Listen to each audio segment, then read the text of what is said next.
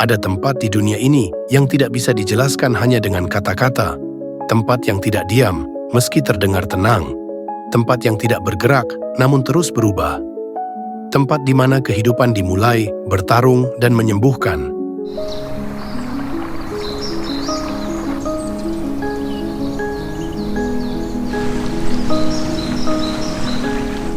Inilah Amazon. Bukan sekadar hutan, ia adalah napas dunia. Detak jantung planet ini. Di sini, setiap daun yang gugur punya cerita.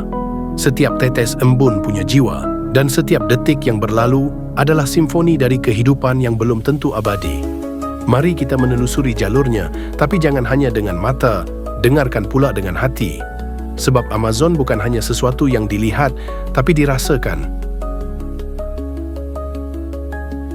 Amazon bukan hutan biasa.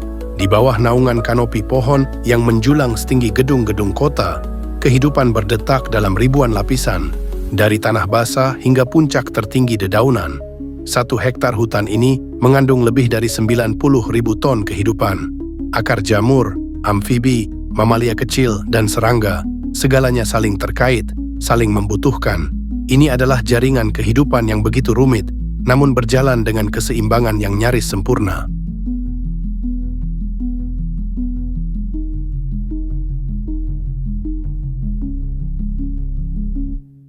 Di siang hari, suara-suara alam membentuk orkestra. Desiran angin, seruan burung, suara tetesan air dari pucuk daun. Namun ketika malam turun, Amazon berubah. Ia bukan tidur, tapi bermetamorfosis. Mata-mata berkilat muncul dari gelap, suara jangkrik mengisi keheningan. Dunia menjadi lebih misterius, lebih intens. Dari pegunungan Andes di Peru, air ini lahir. Ia menetes dari gletser menjadi sungai kecil, lalu menyatu dengan sungai-sungai lain, tumbuh menjadi Amazon, sungai terpanjang dan terbesar di dunia. Bukan sekadar air, sungai ini adalah arteri kehidupan. Ia membawa nutrisi, menyambungkan kehidupan, menyeimbangkan dunia. Setiap tikungan menyimpan misteri. Dari ikan arapaima raksasa yang berenang lambat, hingga lumba-lumba air tawar yang muncul seperti legenda. Sungai Amazon bukan sekadar tempat tinggal, ia adalah rumah, dapur, sekolah, dan kuil bagi jutaan spesies dan manusia yang hidup di tepinya. Sungai ini mengalirkan waktu, mengalirkan warisan, mengalirkan harapan.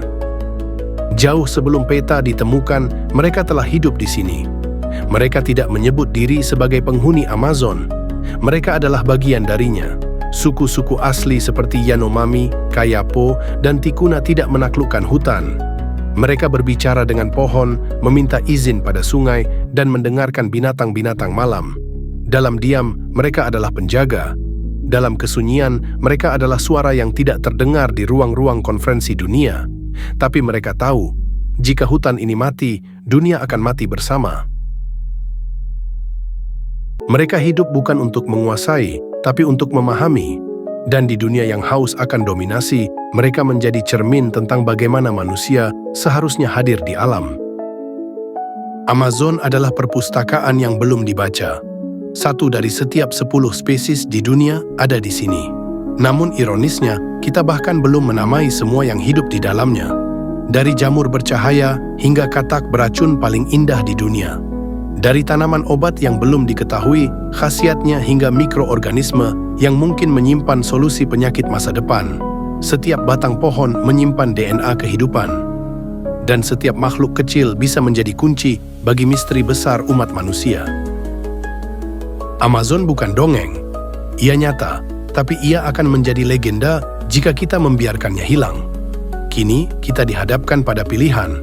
Apakah kita ingin jadi generasi yang mengingat Amazon sebagai tempat kehidupan atau sebagai jejak terakhir dari keindahan yang pernah ada?